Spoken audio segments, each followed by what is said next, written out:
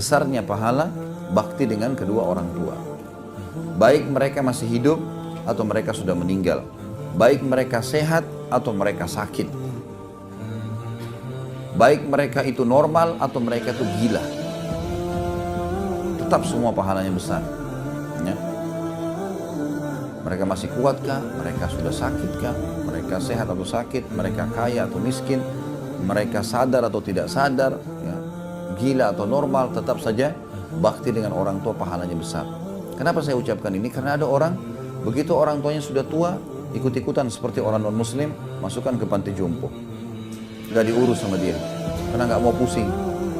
Enggak ini.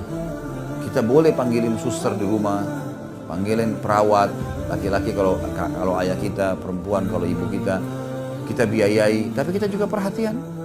Kita juga perhatian. Sama dengan ibu-ibu yang punya anak-anak lagi di sekolahin, bukan berarti kita lepas ke sekolah semua, kita juga butuh didik mereka. Jangan gurunya semua yang panen pahala. Kita juga gitu. Pulang sebentar, nak belajar apa tadi nak? Ini. Kita tambahin, oh iya, nanti kamu begini ya. Tadi saya diajarin sholat ibu. Nah, sholat itu begini. Kita tambah. Apa sesuatu yang kita punya andil di situ? Supaya kita punya sesuatu, gitu kan? Jangan dilepaskan begitu saja. Tapi yang jelas orang tua ini wajib kita bakti. Mereka masih hidup atau mati, sakit atau sehat, ya, normal atau gila, gitu. Gak ada urusannya. Bakti apapun, dibuatin minuman, penuhi kebutuhannya, hibur hatinya, ya. Dan kita hindari semua yang berbau membuat mereka marah, mereka murka, hanya mereka ucapin kata-kata yang tidak baik. Maka ini besar sekali pahalanya. Bakti dengan orang tua. Makanya pernah ada seseorang datang kepada Hasan Basri rahimahullah, seorang ulama tabi'in, dan berkata, wahai imam, saya punya orang tua yang sudah, saya punya ayah yang sudah sangat tua, pikun, stroke. Di atas ranjang nggak bisa bergerak apa-apa. Kalau ngomong juga sudah ngelantur kemana-mana, ya, kadang-kadang mencaci maki dan seterusnya. Maaf bahasanya begitu, buang air besar, buang air kecil di atas ranjangnya. Waktu zaman dulu tidak kayak sekarang, banyak wadah. Bisa wadah-wadah, sekarang sudah banyak wadah yang bisa kita pakai, sudah steril, sudah bersih segala. Zaman dulu nggak ada. Dia bilang pada saat dia buang air besar, buang kecil, saya tampung dengan tangan saya. Jadi tinjanya itu ditahan dengan tangannya. Saya tahan sama tangan saya sampai dia selesai buang air, saya bersihin, saya cuci, saya tidak merasa jijik sama sekali. Bertahun-tahun saya urus begitu. Pertanyaan dia apa? Wahai imam, kalau imam kita kiai sekarang, apakah saya sudah balas bakti ayah saya? Kata Hasan Basri, sama sekali belum. Bukan belum, sama sekali belum. Dia bilang, saya tiap hari bersihin seperti ini. Lalu anda bilang belum? Padahal saya ikhlas nih karena Allah. Dia bilang iya. Kenapa? Tahu alasannya kenapa? Dia bilang, kata Hasan Basri, karena dulu waktu kamu masih kecil, ayahmu memandikanmu, ayahmu membersihkan kotoranmu, walaupun cuma sekali dia kerjakan, dia berharap pada saat dia bersihkan kamu, kamu menjadi tokoh masyarakat. Kalau kamu sekarang membersihkan dia, hanya menjalankan tugas dan berharap kapan ayahmu mati, lalu kamu bebas tugas. Beda niatnya. Orang tua kalau mengurus kita, beda dengan kalau kita mengurus orang tua. Kita bebannya betul-betul hanya karena kewajiban. Ini orang tua saya, tidak ada orang lain yang urus, terpaksa. Atau apalagi kalau riya, di depannya orang baru kita berbuat baik sama mereka, kalau di belakang kita malah kasar. Allah semua tahu ini.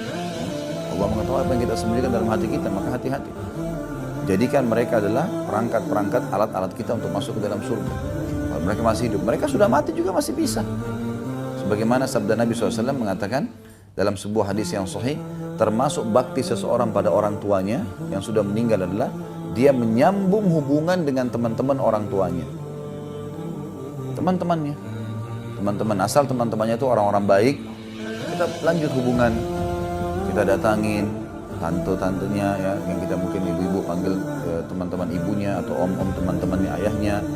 Baik kita kirimin makanan, kita jenguk pada saat sakit, karena mereka punya hubungan dengan orang tua kita. Kemudian kita doakan, kita bersedekah, semua amal jariah yang bisa kita kerjakan, itu semua bentuk bakti kita pada mereka. Makanya ada seseorang salaful ummah, pernah salah satu orang tuanya meninggal, lalu dia menangis terisak-isak. Kata murid-muridnya, kenapa anda nangis? Bukankah anda mengajarkan kepada kami nggak boleh nangis seperti ini? Karena memang kita nggak boleh niyaha namanya ya. Niyaha itu meratap. Ya, meratap itu berarti ngucapin kata-kata yang mendoakan buruk, mukul-mukul badan, sobek-sobek baju, itu namanya meratap. Kalau orang cuma nangis sedih, air matanya jatuh, biasa. Tapi kalau ini meratap nggak boleh. Gitu kan. Jadi Anda kan mengajarkan kami tidak boleh meratap. Dia bilang saya tidak meratap. Saya sedang menangis karena salah satu pintu surga saya sudah tertutup. Kalau ini lagi yang satu mati, maka dua-duanya tertutup. Karena dengan bakti sama mereka. Apa sulitnya? Ibu-ibu sekalian telepon. Kalau beda kota misalnya. Ibu baik, ayah baik. Doain saya ya. 1 menit telepon. Gitu kan. Doain saya, ada butuh sesuatu. Apa sulitnya kalau dari Jakarta kirimin sabunnya, samponya, odolnya, kirim. Walaupun di sana ada. Ini loh buat orang tua, kita kirimin paket. Beda. Mereka sangat senang kalau datang dari orang tua, dari anak-anaknya. Itu orang tua kita tuh kalau datang barang dari anaknya, dibanggain sama semua orang tuh. Ini anak saya kirim, ini anak saya kirim, gitu kan. Kadang-kadang saya kirim sesuatu kecil ke ayah saya di Makassar, itu semua temannya tahu. Saya tidak butuh itu sebenarnya, tapi dia juga tidak butuh karena dia bisa beli sebenarnya. Alhamdulillah dia juga punya kemampuan, tapi dia bangga dengan itu. Anaknya berikan sesuatu. Kita maksimalkan dengan itu.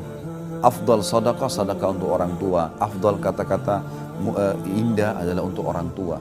Bahkan itu di atas daripada pasangan kita. Jadi kita harus melakukan itu, teman-teman sekalian. Jadi ini pelajaran yang kedua adalah bagaimana tingginya kedudukan orang tua sehingga bisa memecahkan permasalahan tadi.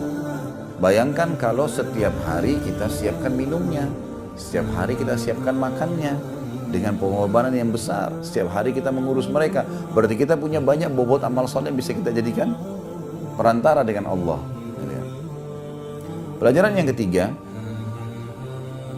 tentang masalah, maaf, ada juga hadis yang saya jangan takut lupa ya. Ada hadis Bukhari, pernah ada seorang anak muda datang kepada Nabi SAW, lalu dia mau ikut jihad.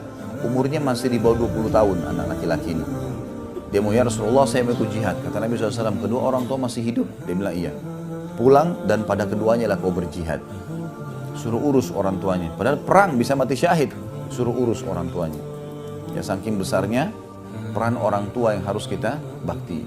Banyak orang ibu sekalian ini, orang tuanya mungkin karena dia sebenarnya tidak sibuk, bukan sibuk, menyibukkan diri saja, gitu kan. Lalu kemudian tidak telepon ke orang tuanya. Nanti kalau ada darurat baru telepon. Atau kalau orang tuanya telepon, sudah ya ibu ya saya sibuk nih. Biarin dia ngomong, kenapa? Dia mau ngomong 1 jam, biarin ngomong. Kenapa kalau teman kita gosip kita bisa dengar 1 jam? Nah, biarin dia ngomong, ibu kita nak begini nak iya. Sampai dia sudah selesai baru kita, sudah selesai ya sudah. Baiklah, apa yang dipesan silakan. Saya kalau ayah saya telepon, saya tidak pernah berani mengatakan sudah ya, enggak. Tunggu mereka mengatakan ya sudah kalau gitu ya, ya udah. Abah doain ya didoain sebenarnya sudah selesai. Kalau enggak, saya enggak berani tutup dulu teleponnya. Gitu kan, biarin beliau yang tutup. Ada beberapa syekh di Saudi itu pernah lagi pengajian ditelepon sama ibunya. Ibunya enggak tahu ada lagi pengajian. Anaknya ini ulama besar. Rame orang yang datang penuh masjid. Ibunya telepon, nak, ibu butuh ini, butuh itu, butuh ini, suruh beli di pasar, suruh beli di supermarket. Karena memang biasa syekh ini yang bawain kejunya, madunya, roti segala. Dia nggak tahu orang lagi pengajian, nak, ibu lagi butuh ini, butuh ini. Baik ibu, insya Allah saya siapin. Ada lagi yang ibu? Nggak ada. Sudah ya nak? Ya, assalamualaikum, tutup.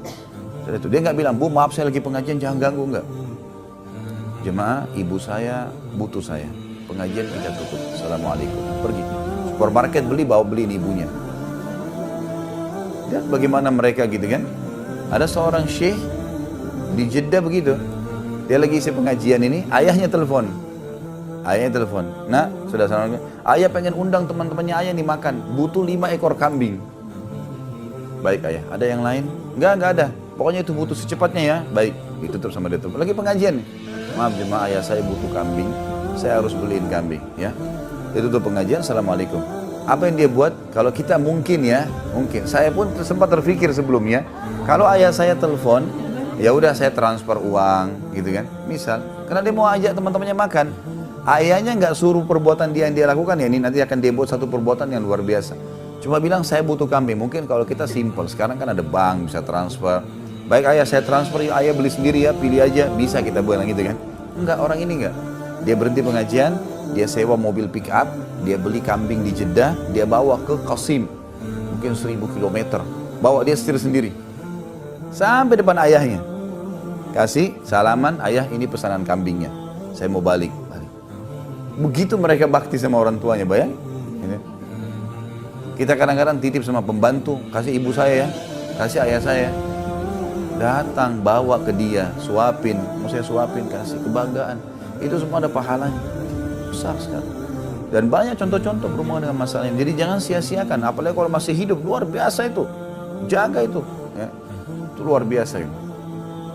Saya usahakan, kalau saya pribadi, saya berbagi ibu sekalian, saya usahakan semampu saya setiap hari harus telepon. Nah ibu saya sudah meninggal, ada ayah saya alhamdulillah masih, saya selalu telepon. Dan kalau saya telepon tuh kayak gembira sekali beliau. Selalu tutup, ayah, abah teleponin saya panggil abah telepon, ayah, abah doain saya. Iya, insya Allah mudah urusan, mudah nanti begini nanti. Semua setiap tutup telepon pasti mudah urusan saya. Kenapa nggak lakukan itu? Luar biasa Allah siapkan orang ini untuk kita gitu. Fasilitas, kenapa nggak dipakai? Ada orang subhanallah setahun sekali telepon orang tuanya. Kalaupun mudik dia pulang ke kampung ketemu orang tua setengah jam, habis itu kumpul sama teman-temannya. Istri saya kalau pamit pulang ketemu orang tuanya saya ingatkan, jangan ketemu teman-teman kamu ya. Kalau mereka mau datang ke rumah silakan, kesempatan bakti sama orang tua. Buatin tehnya, cuciin bajunya, buat apalah ya. Kesempatan di sana. Jangan sampai itu karena pulang sini nanti tugas ada lagi di rumah. Maka itu di sana. Kalau memang betul, itu kan apa adanya ya, memang begitu. Dia akan tersibukkan. Jadi jangan sampai kita, bukan tidak boleh ketemu sama teman-teman, tapi ada orang begitu. Baru salaman sama ibunya, sedikit ngobrol, sudah langsung temannya datang keluar. Pergi ke jalan kemana gitu kan. Bukan tidak boleh, tapi kesian ibu kita kan, ya sudah nak, nggak apa-apa. Tapi dia sebenarnya rindu. Dia mau duduk, tidur sama dia, ngobrol, pijitin tangannya, butuh apa. Harusnya begitu ya. Nah, ada sebagian pemimpin muslim dulu di zaman dulu, itu kalau mereka sudah jadi raja gitu kan, tetap datang ke ibunya, tetap datang ke ayahnya. Duduk ngobrol seperti waktu dulu sebelum jadi raja, ngobrol, tetap duduk di bawah, orang tuanya di atas kursi. Ibunya sempat bisikin, apa kamu nggak merasa raja itu harusnya duduk di kursi? Dia bilang, ibu, saya jadi raja juga karena saya juga dari rahimnya ibu. Nggak ada bedanya, saya dulu sama saja, mau jadi raja pun sama. Jadi mereka coba menekan rasa sombong, merasa lebih, karena kita juga dari situ kan. Ada seseorang telepon syekh, ini ada cuplikan di YouTube dikirim. Dia bilang, Syekh, ibu saya ingin berikan sumbangan, bantuan. Karena ibu saya minta bantuan, gitu kan. Minta bantuan. Mana lebih baik Syekh? Saya kasih bantuan ibu saya, atau saya dahulukan dulu kebutuhan saya?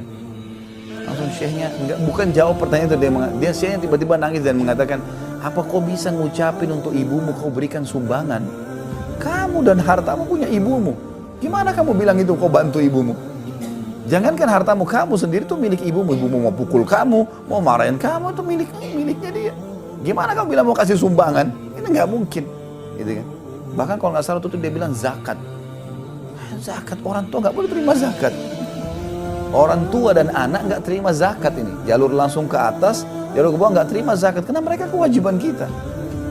Zakat itu diberikan yang lain. Saudara, paman, iya. Tapi ini dua ini nggak bisa sama sekali, kewajiban kita, gitu kan? Jadi harus kita bagaimana maksimalin orang tua kita ini. Sudah meninggal pun kita bisa bakti dengan cara sedekahin Al-Quran, ya, doain, sebut-sebut kebaikannya. Ini semua adalah pintu-pintu yang baik.